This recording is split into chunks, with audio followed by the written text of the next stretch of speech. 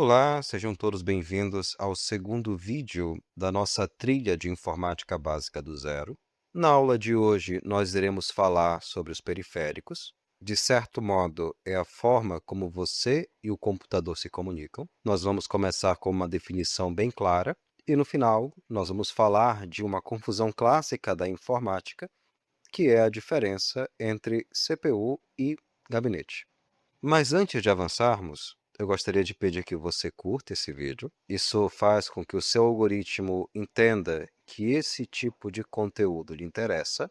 E se você não segue o canal da monitoria, agora eu faço o convite. Se inscreve no nosso canal e ativa o sininho para receber atualizações. Então, vamos nessa? Antes de falarmos dos tipos de periféricos, vamos definir o que eles são. Segundo o autor Veloso, no livro de Informática, Conceitos Básicos, periféricos são dispositivos que fazem a interface, ou seja, o meio, entre o computador e o mundo exterior, permitindo a entrada e a saída de dados. Em outras palavras, eles são as pontes que conectam você à máquina. Sem eles, o computador seria como uma ilha isolada. Você não conseguiria dar ordens e nem receber respostas. Vamos ver agora como eles se dividem. Bom, agora que nós já conhecemos a definição, vamos aos tipos. Os periféricos de entrada são aqueles que você usa para enviar dados ou dar ordens ao computador. O teclado, o mouse são os mais conhecidos, mas também temos a webcam, o microfone, entre outros. O mouse é um dispositivo apontador auxiliar ao uso do teclado. Ele permite interagir com os elementos na tela de forma rápida e precisa. Com ele, é possível selecionar itens, clicar em botões, arrastar objetos, rolar a página, ampliar e reduzir a visualização. Se você é estudante de biologia, estudante de engenharia, o uso do mouse é praticamente indispensável, quer seja para movimentar grandes planilhas de dados, para fazer leituras de livros digitais, mas também para manipular softwares de informações geográficas, como QGIS, ou então para manipular programas de CAD, como AutoCAD, NanoCAD. Nesses programas, a navegação, a seleção de objetos e o uso frequente de zoom são essenciais para o desenvolvimento das atividades. Portanto, acostume-se a utilizá-lo corretamente, pois ele será uma ferramenta indispensável durante a graduação. Bom, agora falando um pouquinho sobre a anatomia do mouse, nós temos dois botões. O botão esquerdo, que você usa para selecionar elementos na tela, ou então executar uma ação, quando você clica duas vezes, por exemplo, sobre uma pasta ou sobre um programa, e o botão direito, que é geralmente programado para acessar o menu de contexto, que são ferramentas, configurações que você pode acessar. Ele também tem o scroll, que é aquela roda no meio do mouse, que você usa para rolar a tela. Agora falando um pouquinho sobre o teclado, além das teclas que nós usamos para inserir letras, números, que nós chamamos de caracteres, existem também algumas teclas que dão acesso a funções especiais e também podemos fazer combinações de teclas para acessarmos atalhos no computador, o que facilita muito a nossa vida.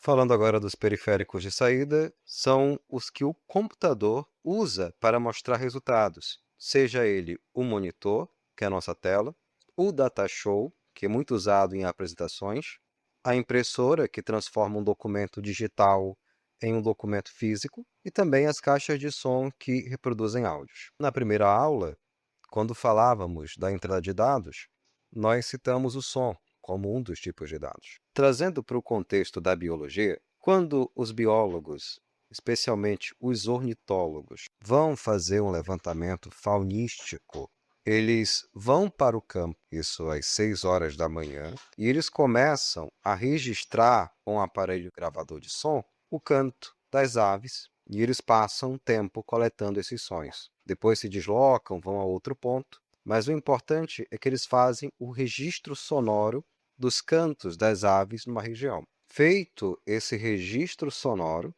quando eles voltam do campo, eles passam esse registro para um computador para depois fazer o trabalho de escuta.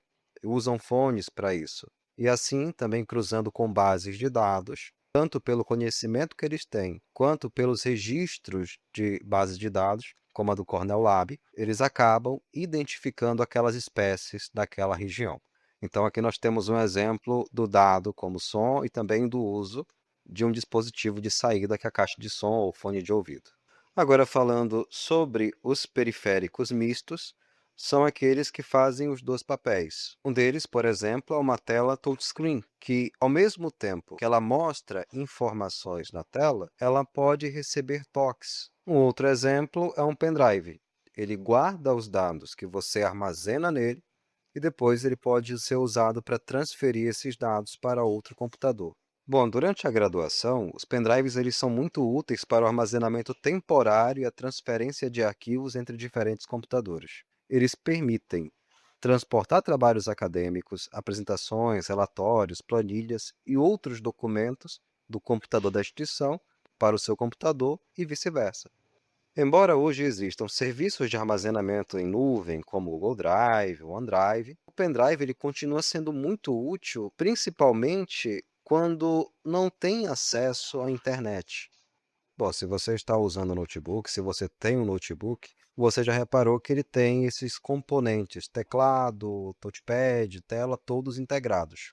Ainda sobre os periféricos mistos, existe, por exemplo, o Datalogger. Ele é um dispositivo eletrônico que registra dados através de sensores, ele processa esses dados e armazena. Ele é muito usado para mensurar dados meteorológicos, pluviométricos, que são dados de chuva, de precipitação, e outras variáveis ambientais. Agora, voltando para o contexto da biologia, quando um biólogo ele vai fazer um inventário de fauna, um levantamento faunístico, isso no campo, ele pode usar de um recurso, que é a câmera trap.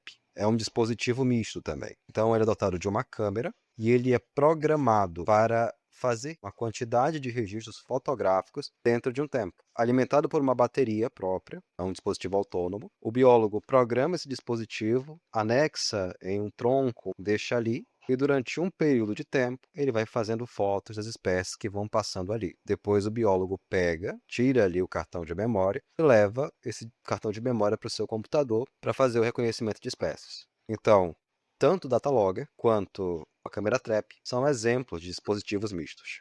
Agora eu vou falar sobre um erro que muita gente repete. Quando alguém aponta para essa caixa aqui, né, que geralmente fica ao lado do monitor, e diz: essa é a CPU. Bom, isso está errado. Essa caixa é o gabinete. Ela é a casa que guarda as peças do computador. A CPU, que é a unidade central de processamento, é um chip que fica dentro do gabinete. A CPU é o cérebro de verdade, é quem faz os cálculos e as decisões lógicas. Então, da próxima vez que alguém apontar para o gabinete chamando de CPU, você pode explicar educadamente que a CPU é o processador que está dentro do gabinete.